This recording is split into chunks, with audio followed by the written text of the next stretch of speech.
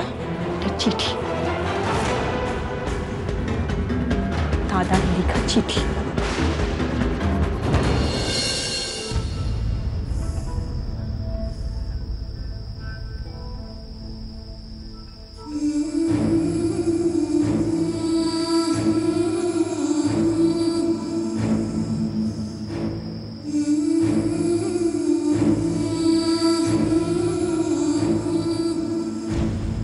যখন এই চিঠিটা পড়া হবে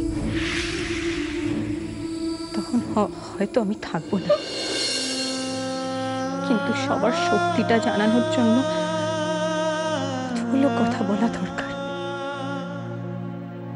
আত্মপক্ষ সমর্থনের মতো শোনালেও এই কথাগুলো বলা জরুরি। আমাকে ব্যবহার করেছেন আমার শাশুড়ি।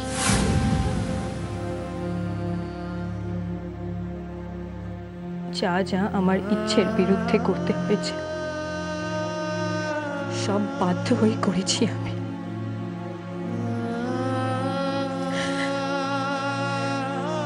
আমি আমার বাবা মাকেও পর্যন্ত অপমান করেছি।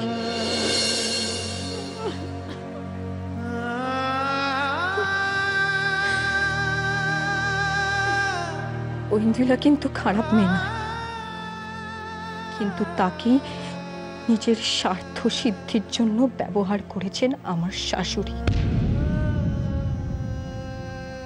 তাকে দিয়ে আগুন লাগিয়ে অশান্তির পরিবেশ সৃষ্টি করা হয়েছে এই বাড়িতে। বাবার স্বপ্ন এই মাসলিনের ফর্মুলা, তাও চুরি করার চক্রান্ত করেছে আমার শাশুড়ি।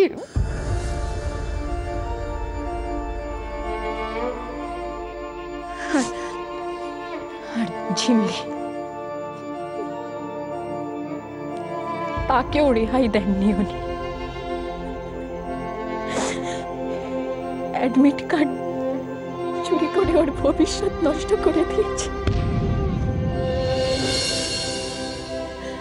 এইভাবে একটু একটু করে ক্রমাগত হতাশা আর নিজে কিছু করতে না পারার যন্ত্রণা আমাকে আজ এই সিদ্ধান্ত নিতে বাধ্য করেছে।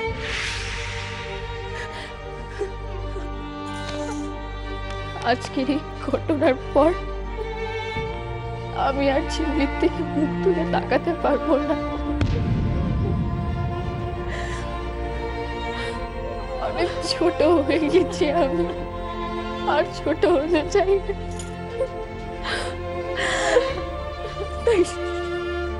তাই সবাইকে প্রণাম, ভালোবাসা।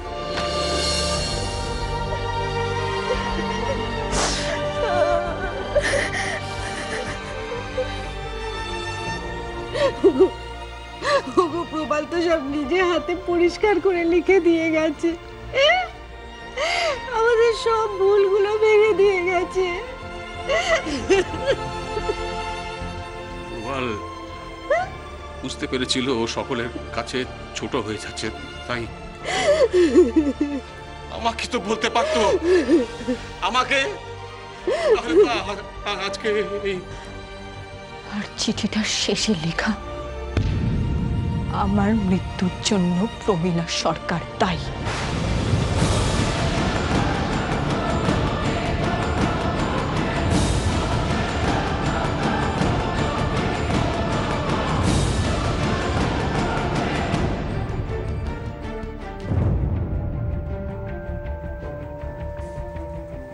আমাকে ডেকেছেন? হ্যাঁ, কি ব্যাপার বলো তো? অফিসে কেউ নেই, শুভ্র নেই, শ্রেয়া নেই, রূপম নেই, এসব গেল কোথায়? আমি ঠিক জানি না, তবে আমি শুনলাম ওই বৌদির বোনের কি একটা প্রবলেম হয়েছে, সেই জন্য সবাই।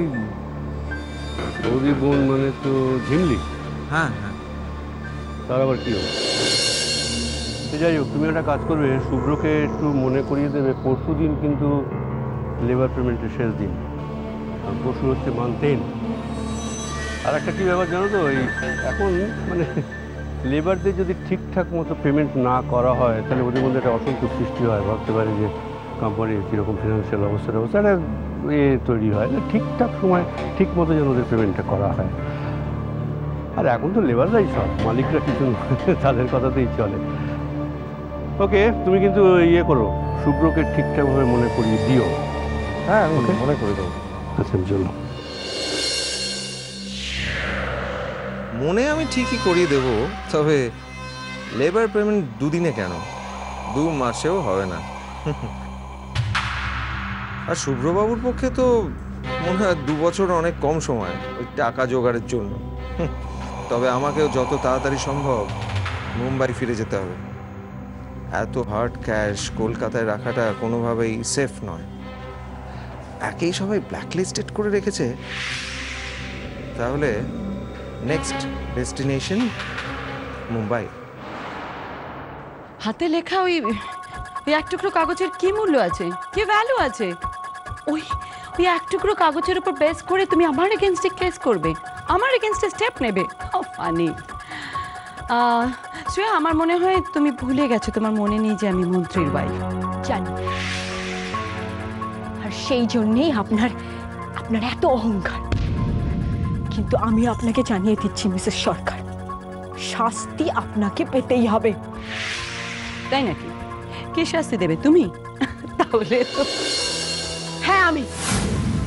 তার জন্য আমাকে যেখানে যেতে হয় যাব, যার সঙ্গে লড়াই করতে হবে করব, police station, high court, supreme court, কিন্তু শাস্তি আপনাকে পেতেই হবে। কি কি মূল্য আছে ওই চিঠির? হ্যাঁ, পুলিশের কাছে নিয়ে গেলে পুলিশ ওই এক টুকরো চিঠিটা না ডাস্টবিনে ফেলে দেবে। আর আমার এগেনস্টে যদি তুমি কেস করতে যাও, কিছু রিপোর্ট লেখাতে যাও, তাহলে তো কথাই নেই। আর এই হাতে লেখা কাগজের চিঠির মূল্য আপনি পরে বুঝবেন। এটা আপনার কাছে একটা চিঠি হতে পারে, কিন্তু আমার কাছে, আমাদের কাছে আমার দাদার শেষ চিঠি। এটা আপনাকে সাজা দেওয়ার জন্য যথেষ্ট। আমার ছেলেটা আপনার কি ক্ষতি করেছিল? কি ক্ষতি করেছিল আমার ছেলেটা আপনার, যে তিল তিল করে আমার ছেলেটাকে আপনি মেরে ফেললেন? কি ক্ষতি করেছিল আপনার? আমি যেরকম কষ্ট পাচ্ছি, আমি যদি আপনাদের দাদা গোবিন্দর পুজো করে থাকি, একদিন আপনি আপনার সন্তানের জন্য হাঁকা করবেন। শোনো, একটু শান্ত। কি শান্ত হবো? আমার ছেলেটা মরে গেল, আমার ছেলেটাকে মেরে ফেললে আমি শান্ত হবো?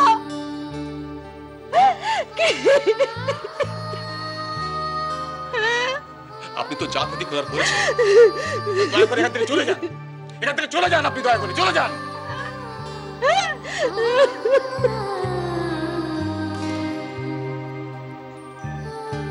থাকতে আমি এখানে আসিনি, থাকবো না। আমি বেবিকে সঙ্গে নিয়ে চলে যাব।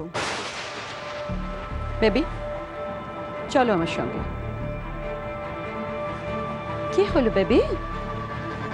আমি চাই না তুমি এরকম একটা আনকালচার্ড, একটা মধ্যবিত্ত, একটা ছোট লোকদের বাড়িতে থাকো। আমার মনে হয় তুমি বুঝতেই পারছো যে তুমি কতটা ভুল করেছো এই রকম একটা ফ্যামিলিতে বিয়ে করে। সেই জন্যই তো আজকের দিনটা তোমায় দেখতে হলো। আর যাই বলো না কেন, প্রবাল কিন্তু তোমার উপযুক্ত ছিল না। ভালোই হয়েছে প্রবাল মরে গেছে। তুমি চলো আমার সঙ্গে, আমি তোমার আবার বিয়ে দেবো। না। কি হলো বেবি? আমি কোথাও যাবো না এই বাড়ি ছেড়ে, আমি কোথাও যাবো না মা। আমি এই বাড়িতেই থাকবো। এই বাড়ির লোকজন, এই পরিবার, ওরা সব আমার আপন। আমি ওদের ছেড়ে কোথাও যাবো না। বেবি, কি হয়েছে তোমার? আমি তোমার নিজের মা, তোমার মম। তুমি ভুল বুঝছো আমাকে। মা, তোমার এই কথাটা বলতে একটু লজ্জা করছে না? এই শব্দটা উচ্চারণ করতে তোমার একটু লজ্জা করছে না মা? আমার লজ্জা করছে। আমি তোমার মতো একটা মহিলার মেয়ে। তুমি বেরিয়ে যাও, বেরিয়ে যাও এই বাড়ি থেকে। তুমি এক্ষুনি বেরিয়ে যাও। তোমাকে আমি জানো এই বাড়িতে আর কোনোদিন না দেখি।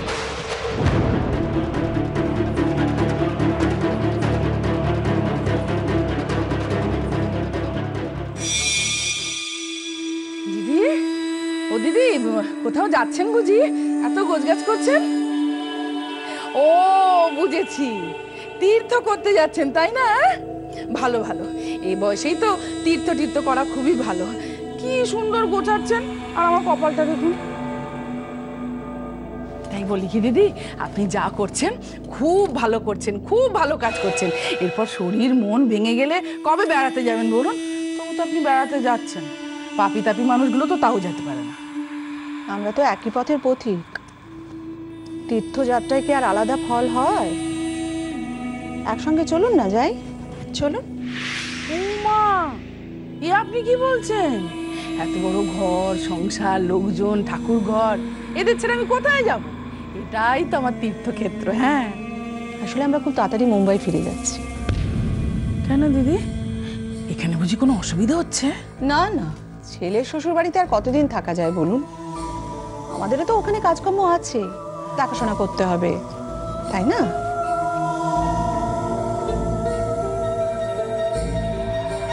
তো খারাপ অবস্থার মধ্যে কিসের ভরসায় আবার মুম্বাই যাবার প্ল্যান করছে?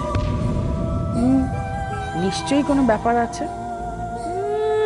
বলে কিনা কাজকর্মের ক্ষতি হচ্ছে, ভারী তো কাজকর্ম, ঢং। এর পেট থেকে কোনো কথাই বার করা যাবে না, অন্তত এই মুহূর্তে তো নয়। দেখি, আমাকে অন্য কোনো ফোন দিয়ে আটতে হবে, আর চোখ কানটাও খোলা রাখতে হবে। আমি তোমায় কোনোদিনও ক্ষমা করতে পারবো না, কোনোদিনও না। তুমি আমার মা হয়ে আমার এত বড় সর্বনাশ করলে। কি পেলে তুমি এটা করে? কি পেলে? আমার সিঁদুরটা বোঝা ছাড়া আর কি পেলে তুমি? বেবি, তুমি ভুল বুঝছো আমাকে। আমি যা করেছি সেটা তোমার ভালোর জন্য, তুমি শুধু শুধু আমাকে ভুল বুঝছো। ভুল আমি বুঝিনি তোমার। এতদিন আমি তোমাকে ভুল বুঝেছি, তাই এত প্রায়োরিটি দিয়েছি। আমার অনেকদিন আগে বোঝা উচিত ছিল, তোমার মতো মানুষ নিজের স্বার্থ ছাড়া কিচ্ছু করতে পারে না। বলছো তুমি বেবি? ঠিকই বলছি। আরে তোমার সব পাপের শাস্তি আমাকে পেতে হলো। তুমি এটাই তো চেয়েছিলে, তাই না? আমি সাদা দান করে ঘুরে। বাবা, বাবা, বাবা, আপনি ওকে বাড়ি থেকে দাঁড়িয়ে দেবেন না বাবা। আমি এই বাড়িতেই থাকবো বাবা। বাবা, ওই মহিলা আমাকে এই বাড়ি থেকে নিয়ে যাওয়ার জন্য ষড়যন্ত্র করবে বাবা। বাবা, বাবা, আমি এই বাড়িতেই থাকবো বাবা। আপনি আমাকে এই বাড়ি থেকে বার করে দেবেন না বাবা। আমাকে বলুন না, বাবাকে বোঝান না মা। আমি প্রমাণের স্মৃতি ধরে এই বাড়িতেই থাকবো, এই বাড়িতেই থাকবো। কোথাও যাবো না আমি। আমার কথা শোনো, তুমি তো প্রবালের ছায়া, তোমার মধ্যে দিয়ে তো এখন থেকে আমরা প্রবালকে দেখতে পাবো। ইন্দ্রিয়া,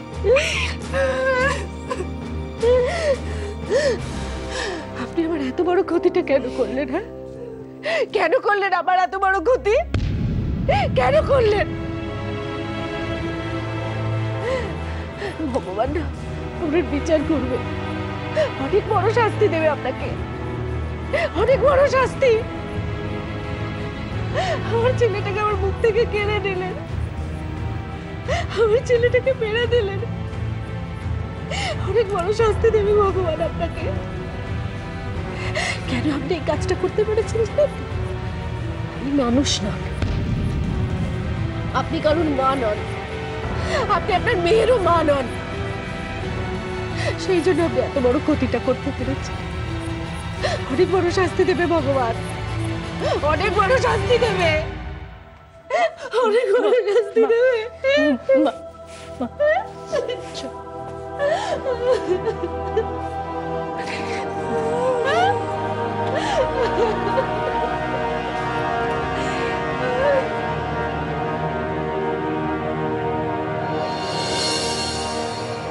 যা করার পোস্টমর্টম রিপোর্ট আসার আগেই করতে হবে, নাহলে আমাদের বিপদ।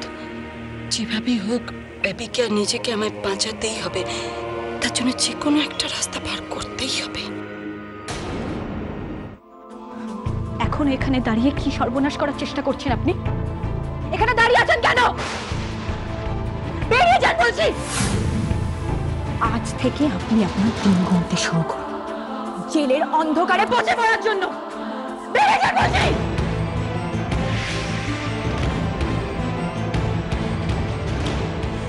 বাবা, বাবা,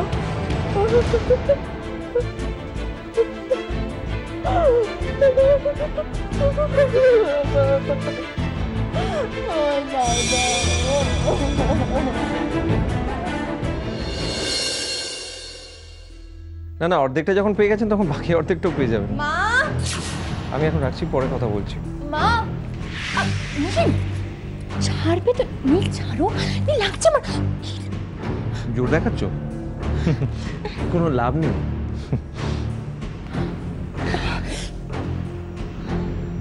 শোনো, তোমার খারাপ লাগার কথা আমি মায়ের কাছে শুনেছি। আমি ভেবে দেখলাম এত অপমান সহ্য করে এখানে থাকাটা তোমার উচিত হবে না, তাই আমি ভাবছি যে মুম্বাই চলে যাও। বাবা, তাহলে ফাইনালি তুমি আমার চাওয়া পাওয়া নিয়ে কনসার্ন হলে? তার কারণ কি জানো তো, এখানে থাকলে সবার কাছে তোমাকে ছোট হয়ে থাকতে হবে, তার চেয়ে আমি চলে যাই নিজের মতো কোনো একটা জায়গায়, সবার নজরের বাইরে। ভালো হবে না? হ্যাঁ নীল, সেটা খুব ভালো হবে। আমরা কবে যাব? খুব শিগগির। নীল, আমি না তোমাকে বোঝাতে পারছি না, এতদিন পরে যে তুমি ফাইনালি আমার একটা ইচ্ছে পূরণ করলে আমি খুব খুশি হলাম। নীল, থ্যাংক ইউ সো মাচ। কিন্তু একটা সমস্যা আছে। কিসের সমস্যা নীল? আমি তো মাকে নিয়ে চলে যাব, কিন্তু তোমাকে তো এখানেই পড়ে থাকতে হবে। মানে আবার কি? মানে কিচ্ছু না, আমি মাকে নিয়ে মুম্বাইতে সেটেল করবো আর তুমি এখানে পড়ে থাকবে, সিম্পল। এখানে এমনি থেকে যেতে পারলে ভালো, না হলে যেদিন তোমার ইচ্ছে হবে তুমি ডিভোর্স নিয়ে নিতে পারো, নো প্রবলেম।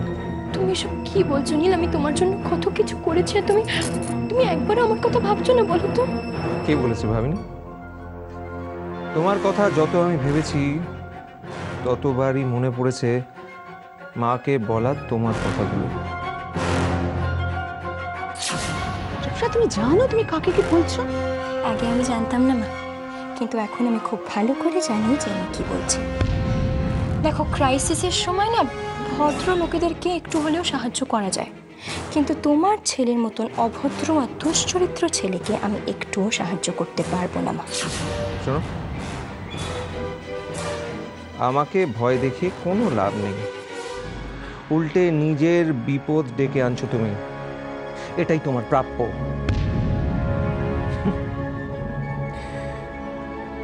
আহারে, কাঁদছো? আমার না কান্না দেখতে খুব খারাপ লাগে। কেঁদে নাও, কেঁদে নাও।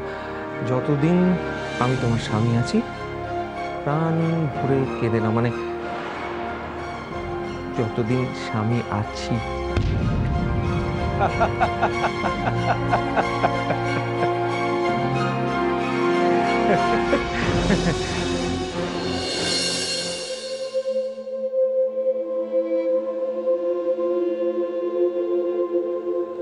দেবে তাহলে? সারাদিন যা গেল। ওদিকে শ্রেয়াদের বাড়িতে যে কি হচ্ছে কে জানে, মোবাইলটারও চার্জ নেই, একটা ফোন করবো। এদিকে লোকাল বুথ থেকে ফোন কর না, এখান থেকে তো যাওয়া যাবে না। এখন যদি হঠাৎ রিপোর্টটা নিয়ে আসে তাহলে আমাকে না দেখতে পেলে তো।